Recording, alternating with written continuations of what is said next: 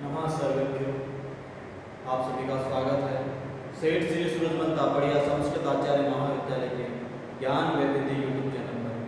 शास्त्री द्वितीय वर्ष के लिए पाठ्यक्रम चल रहा है जिसमें साहित्य दर्पण नामक ग्रंथ विश्वनाथ कृत साहित्य दर्पण को हम पढ़ रहे हैं। षष्ठम परिच्छेद में नाट्य लक्षण का प्रकरण हमारे चल रहा था। पिछले भाग में नाट्य लक्षण में हम 15 लक्षण पढ़ चुके हैं। आज हम 16वां लक्षण जो है 36 लक्षण बताए हैं नाट्य लक्षण नाटक के, उनमें से 15 लक्षण हम पढ़ चुके हैं। आज 16वें लक्षण को हम पढ़ने जा रहे हैं, वो है आपके गुणातिपात। गुणातिपात नामक 16वां लक्षण है। इसका लिखा है गुणातिपात कार्यम यद्विपरीतम गुणान प्रति, अर्थात जो ऐसा गुण वर्णन जिसमें गुण विरोध का आभास हुआ करता हो उसे यहाँ पर कहा गुणातिपात। अर्थात जहाँ पर गुण वर्णन हो उसका गुण विरोध का आभास हुआ करे वहाँ होगा गुणातिपात। अर्थात गुण का वर्णन और उसमें विरोध आ जाए, विरोध उत्पन्न कर दिया जाए, वहाँ होगा गुणातिपात। उदाहरण में यहाँ पर दिया है इनकी स्वयं की विश्वनाथ की स्वयं की रचना जो है चंद्रकला, उसका उदाहरण यहाँ पर इन्होंने दिया है। यदि संहृते तपो गृह्णते सकलस्यैव तव पादः वयसि शिरसि पशुपतेस्तथापि स्त्रीणां जीवनं हरसि। कहा गया चंद्रमा, उदाहरण के लिए चंद्रमा के प्रति कहा भले ही तुम अंधेरा दूर किया करो किंतु संसार के प्राणी तुम्हारे पैरों अर्थात किरणों को ग्रहण करते हैं। भले ही तुम पशुपति अर्थात भगवान शंकर के सिर पर निवास करते हो, लेकिन योगिनी स्त्रियों का प्राण लेने वाले भी तुम ही हो। एक प्रकार उसका गुण बताया जा रहा है और दूसरे उसमें उसके गुणों का विरोध भी प्रस्तुत किया जा रहा है कि भले ही तुम शंकर के सिर को शोभित करते हो, उसकी शोभा बढ़ाते हो, लेकिन तुम ही हो जो योगिनी जो स्त्रियां हैं उनके प्राण लेने वाले भी तुम ही हो। ऐसा करके गुण का वर्णन किया और उसके गुणातिपात भी किया, उनका विरोध का आभास भी कराया, इसलिए यहाँ पर किया गुणातिपात। फिर आगे है गुणातिशय। गुणातिशय में कहा यह सामान्य गुणोद्रेकः स गुणातिशयो मतः, के गुण सामान्य के कीर्तन में गुण विशेष का अनुकीर्तन जहाँ किया जाए, गुणातिपात जहाँ पर विरोध आ जाए और गुणातिशय जहाँ पर उस गुण विशेष का वर्णन अनुकीर्तन किया जाए, किसी विशेष गुण का अनुकीर्तन जब किया जाए तो उसे कहेंगे गुणातिशय। उदाहरण के लिए वापस चंद्रकला नाटिका इसी का उदाहरण दिया। राजा चंद्रकलाया मुखम निर्दिश्य, राजा जो है वो चंद्रकला के मुख को देख करके कह रहा है असावंतश्चंकित कचन नवी नीवारुजयुगलम तलस्फुर कदम्ब विशल संघात उपरि विना दोषान् संग सतत परिपूर्णाखिल कलह कुतः प्रांत चंद्रो विगति कलंकः सुमुखी ते। उसके मुख को निदर्शन करते हुए, उसके मुख को देखते हुए कह रहे कि अरे सुमुखी। राजा उस नायिका को कह रहा है कि अरे सुमुखी, यह तो तू बता कि मुझे इस निष्कलंक बिना दोषासंग रात्रि दोषों के संपर्क के ही निरंतर षोडश कलाओं के परिपूर्ण चंद्र अर्थात तुम्हारा जो मुख है कहाँ से मिल गया, जिसके भीतर इतने सुंदर नील कमल युगल अर्थात ये नयन रूपी जो कमल हैं वो खिले दिखाई पड़ रहे हैं, जिसके नीचे इतना सुंदर कंबु अर्थात शंख जैसा ग्रीवा चमक रहा है, जिसके ऊपर भ्रमर समूह अर्थात केश पास जो है वो मंडरा रहे हैं। इस प्रकार से उस नायिका का जो मुख है उस मुख को देख करके उसका जो अतिशय वर्णन जो किया जा रहा है उसी को यहाँ पर कहा गुणातिशय। आगे है विशेषण। विशेषण का यहाँ पर अभिप्राय बताया सिद्धांत अर्थान बहुमुक्त्वा विशेषोक्ति। विशेषण सिद्धांत अर्थान बहुमुक्त्वा विशेषोक्ति, जो विशेषोक्ति का वर्णन किया जाए प्रसिद्ध अर्थ के वर्णन के अनंतर उसके वैशिष्ट का जो अनुकीर्तन है विशेष उक्ति के द्वारा, उसे यहाँ पर कहा। ये विशेषण उदाहरण के लिए दिया, तृष्णापहारी विमलो द्विजावासो जनप्रिय हृदय पद्माकर किंतु बुधस्त्वं स जलाशय। सरोवर लोगों की तृष्णा अर्थात जल पिपासा को शांत करने का काम करता है। तुम भी धन प्रदान कर धनाकांक्षा एवं ज्ञान प्रदान कर ज्ञान पिपासा को दूर करने वाले हो। सरोवर निर्मल है, तुम भी निष्पाप अर्थात निष्कलंक हो। सरोवर पक्षियों का आवास है और तुम ब्राह्मणों के आधार हो। सरोवर एवं तुम दोनों लोकप्रिय हो। सरोवर पद्म कमलों का आकार है और तुम पद्मा अर्थात लक्ष्मी के निवास स्थान हो। किंतु अनंतर यह है कि तुम विद्वान हो और सरोवर जल का आधार है।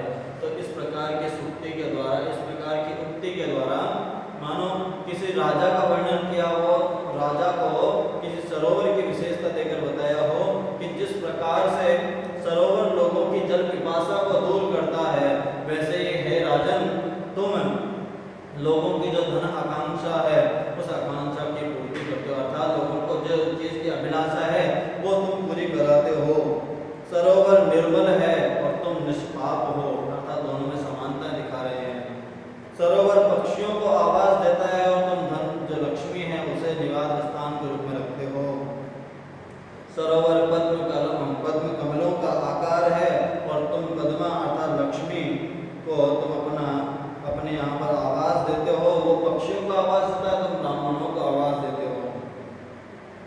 और इसीलिए सरोवर और तुम दोनों ही लोकप्रिय हो, किंतु तुम विद्वान हो और वो एक जल का आधार है। सरोवर जो है वो जल का आधार है।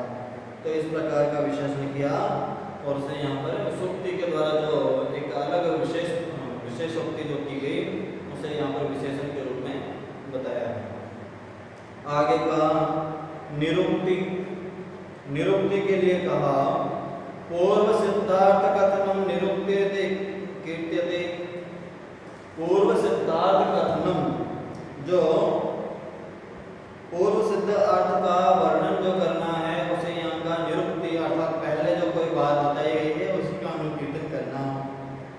यथावेण्य संहार में एक श्लोक दिया हुआ है, उसके बारे में होता है निहिताशय काव्यिक आदि पूर्वोक्त सूक्ति जो है उसे यहाँ पर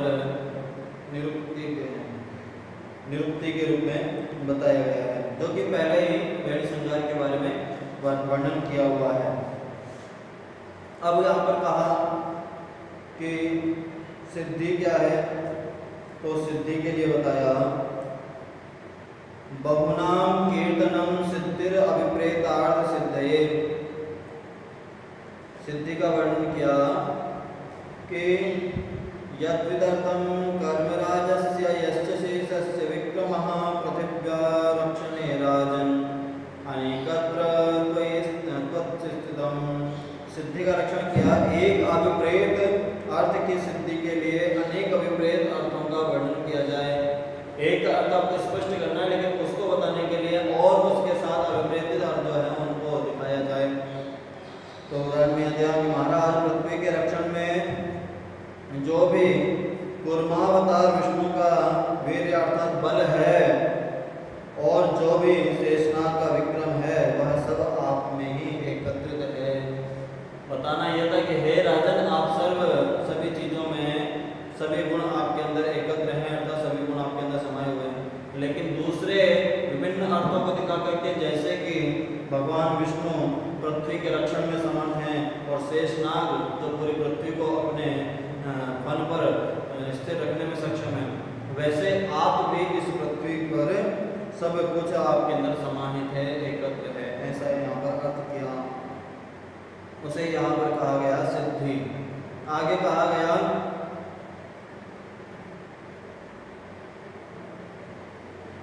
आगे यहाँ पर उदाहरण के लिए सूक्ति में कहा गया,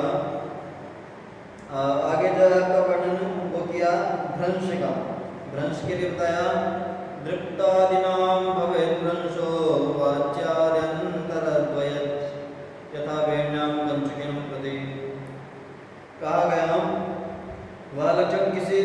क्षुब्ध व्यक्ति का किसी विषय के वर्णन के स्थान पर विषयांतर वर्णन करना, किसी क्षुब्ध व्यक्ति के द्वारा किसी विषय के वर्णन के स्थान पर विषयांतर वर्णन वहाँ पर कर देना जो है उसे यहाँ पर भ्रंश कहा। जैसे कंचुकी के प्रति दुर्योधन कह रहा है कि सभृत्यगणं संबान्धवं सहमित्रं ससुतं सहानुजं सबलेन निहन्ति संयुगे न चिरात् पाण्डुसुतः सुयोधनम्।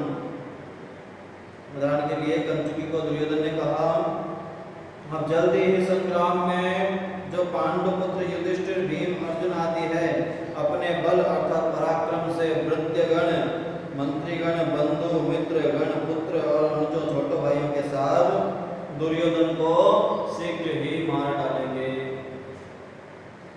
तो ऐसा जो प्रकरण है वंश में क्षोभ में आकर दुर्योधन पांडवों को स्वयं मार डालने के बदले पांडवों द्वारा अपने मारे जाने का वर्णन जो है उसे प्रस्तुत कर रहा है।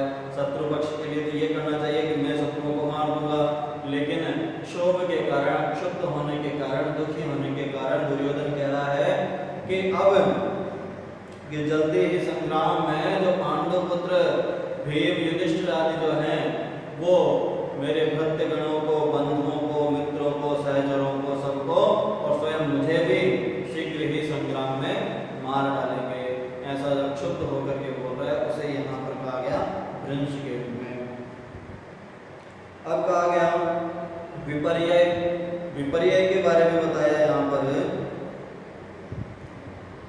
विचारस्य अन्यथा भावः संदेहास्तु विपर्ययः।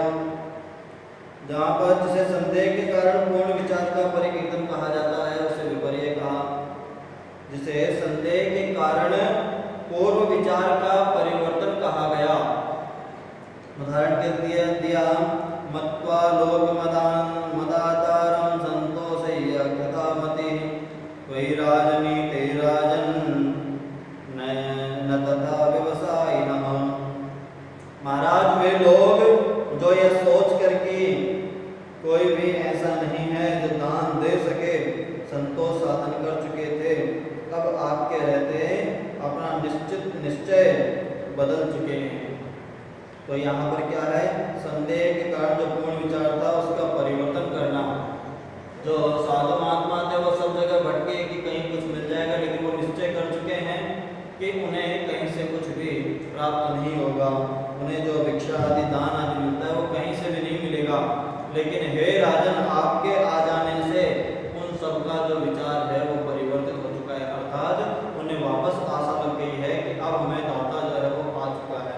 ऐसा जो संदेह के द्वारा परिवर्तन हो जाना उसे यहाँ पर कहा विपर्यय। फिर आगे कहा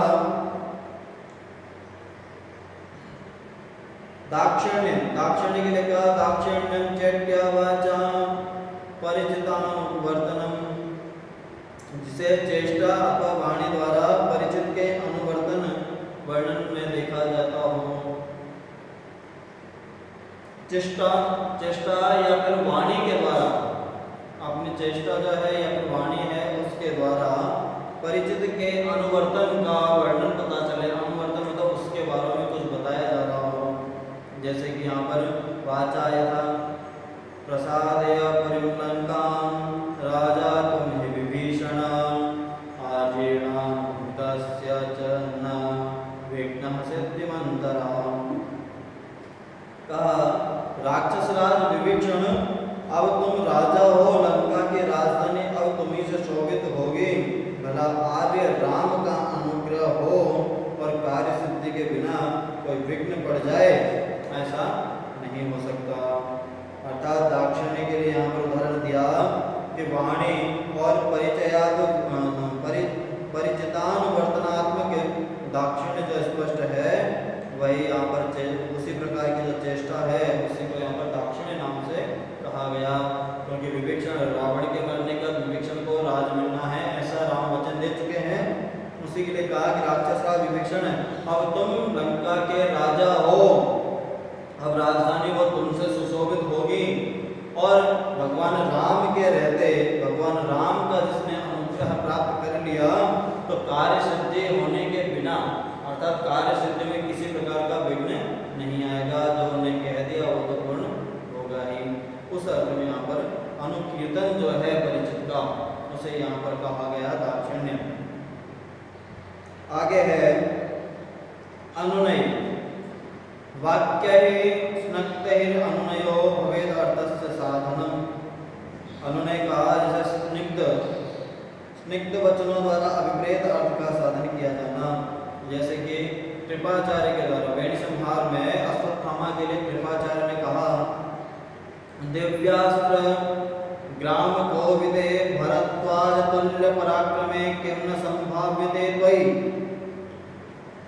अश्वत्थामा के दिव्यास्त्रों के एक पंडित और आचार्य द्रोण के जैसे पराक्रमी तुमसे क्या कुछ नहीं हो सकता, अर्थात सब कुछ संभव है ऐसा। तो स्निग्ध वचनों के द्वारा उसके परिशिष्ट जो अर्थ है उस अर्थ को विपरीत यहाँ करना जो है कि दिव्यास्त्र ग्राम कोविदे और जो भरद्वाज तुल्य पराक्रम है तो क्या तुमसे संभावित नहीं होगा, अर्थात तुमसे हर कुछ संभावित है ऐसा कृपाचार्य ने वहां पर अश्वत्थामा के लिए कहा। अब आगे कहा माला। जो 25वां लक्षण कहा वो है माला। माला के लिए कहा माला स्याद्यविष्टितार्थ अनेकार्थ प्रतिपादनम यथा शाकुंतले। कि अभिष्ट के प्रतिपादन अनेक अभिप्रेत अर्थों का वर्णन करके अभिष्ट जो है उसका प्रतिपादन कर रहे हैं। अनेक अभिष्ट अभिप्रेत जो अर्थ है उसके जो समान जो है उनके द्वारा। जैसे कि शाकुंतलम का वर्णन दिया राजा का किम शिखरैः क्लब विमर्दि विद्रार्धवार्तं संचारयामि नलिनीधर लतावृन्तं अंके निवेशन चरणामृत पद्मताम्रौ संवाहयामि करो भुरौ यथा सुखं ते। राजा कह रहा है कि प्रिय क्या शीतल जल बिंदुओं से भिगोए नलिनी पत्र से तुझे पंखा झलूं। अपनी जो प्रेमिका है शकुंतला उसको दुष्यंत कह रहा है कि ये जो शीतल जो ओस की बूंदें हैं इनसे जो नलिनी के पत्र को भिगोया गया है उनसे क्या मैं तुम्हें पंखा झलूं, या तेरे कमल के समान कोमल चरणों को गोद में लेकर के दबाऊं जिससे तुझे अच्छा लगे। तो इस प्रकार का माला का यहाँ पर प्रसंग दिया कि जो अभिष्ट के प्रतिपादन में अनेक जो विपरीत अर्थ है उनका वर्णन करना। आगे यहाँ पर कहा कि अर्थापत्ति नामक लक्षण है। अर्थापत्ति में कहा अर्थापत्ति यदार्थ अर्थान्त्योक्ते प्रतीयते। 26वां कहा अर्थापत्ति अर्थात जिसे किसी एक वस्तु के वर्णन में किसी दूसरी वस्तु का प्रकाशन किया जाना। एक वस्तु का वर्णन और दूसरी वस्तु का प्रकाशन वहाँ हो जाए तो उसे कहेंगे अर्थापत्ति।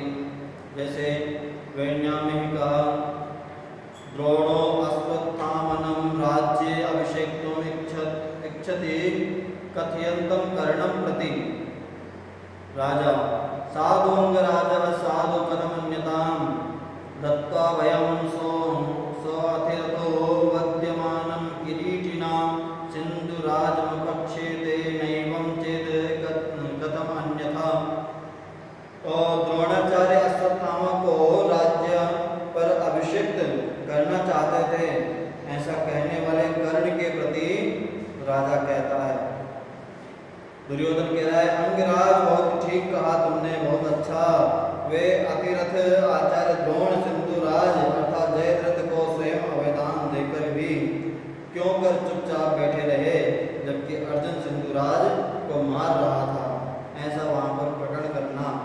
जो एक वो वस्तु वर्णन दूसरा चल रहा था कि द्रोणाचार्य अश्वत्थामा को राज्य पर अभिषिक्त होना चाहते थे, लेकिन उसी समय पर जो दुर्योधन है उन्होंने दूसरा वर्णन प्रस्तुत किया कि अंगराज तुमने ठीक कहा। तो ऐसा कहने पर जो कर्ण है कर्ण के प्रति दुर्योधन बोल रहा है कि अंगराज तुमने ठीक कहा, क्योंकि जो अतिरथी आचार्य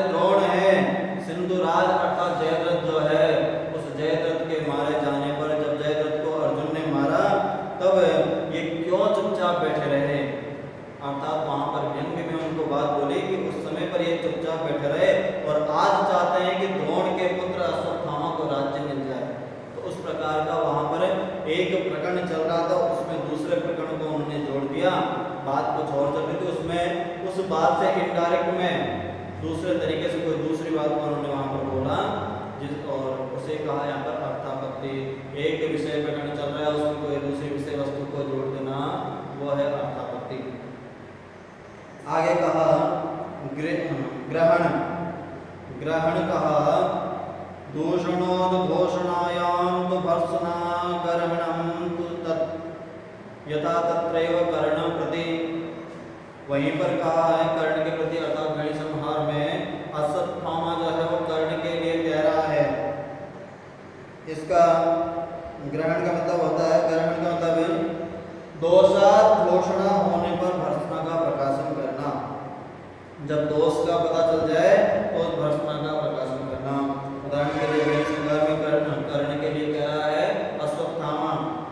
निर्वीर्यं गुरुशाप भाषित वसाक्तिम में तवे वायुधम संप्रत्येव भयाद् विहाय समरं प्राप्तोऽस्मि किं त्वं यथा जातोऽहं स्तुतिवंश कीर्तनमिदां किं सारथीनां कुले क्षुद्रारार्तिक कृतप्रियं प्रति करोम्यः स्त्रेण यत्। तो कर्ण ने जब अभी जो उल्टा बोला दुर्योधन आदि ने द्रोणाचार्य और अश्वत्थामा के लिए, तब उनको प्रत्युत्तर के रूप में कह रहा है कि अरे कर्ण, क्या गुरु के शाप वचन से तुम्हारी तरह मेरा भी अस्त्र निर्वीय अर्थात निस्तेज हो गया है। क्योंकि जब कर्ण शिक्षा प्राप्त करने के लिए गया तो उसे मना कर दिया द्रोणाचार्य ने, क्योंकि वो एक सूत पुत्र था और वहाँ पर जो राजा थे उनके पुत्रों को या ब्राह्मणों को शिक्षा दी जाती थी। तो इसीलिए कह रहे हैं कि गुरु के शाप वचन से तुम्हारी तरह मेरा भी क्या अस्त्र निर्वीय अर्थात निस्तेज हो गया।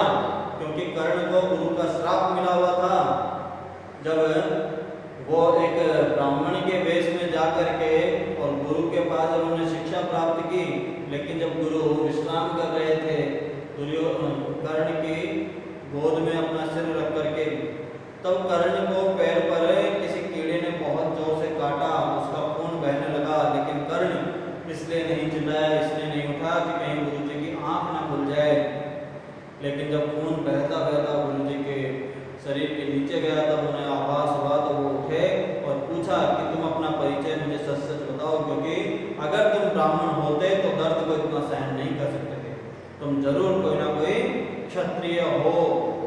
और जब पता चला तो उन्होंने श्राप दे दिया कि तुमने छल से मुझसे ये विद्या ग्रहण की है, जब तुम्हें इसकी सबसे ज्यादा आवश्यकता होगी उसी समय पर तुम ये विद्या को भूल जाओगे। ऐसा उसे श्राप दिया गया था। तो क्या मैं भी तुम्हारी तरह कभी संग्राम से भय के कारण भाग चला गया, या क्या मैं भी तुम्हारी तरह राजवंशावली में गुण गायक सारथियों के कुल में जन्मा हूँ कि इन क्षुद्र शत्रुओं से अपकार का प्रतिकार अस्त्र से न देकर रोने धोने से दूं। अर्थात मैं प्रतिकार में संभव हूँ, इसलिए ही तो मेरे पिता मुझे राजा बनाने के लिए या राज्य देने के लिए बात कर रहे हैं। इस प्रकार का प्रतिकार जो करना है उसे यहाँ पर कहा गया ग्रहण। आगे है, आगे यहाँ बताया गया पृच्छा। पृच्छा के 28वां जो भेद है वो बताएगा पृच्छा। अभ्यर्थना परे वाक्ये पृच्छार्थनम अन्वेषणम बता। तत्रैव मतलब वहाँ गणि संहार में कहा गया। पृच्छा का मतलब का अर्थव्य पाठन वचनों से अभिमत अर्थ का अन्वेषण करना। अभ्यर्थना परक वचन जो है उनके द्वारा जो अभिमत जो अर्थ है, जो इप्सित अर्थ है उसका अन्वेषण करना। जैसे सुंदर कह रहा है भले लोगों, क्या आपने सारथी के साथ महाराज दुर्योधन को इधर कहीं देखा है? सारथी के साथ जो दुर्योधन है उनको कहीं देखा है? इस प्रकार से जो लोग हैं उनसे अन्वेषण के लिए कर रहा है।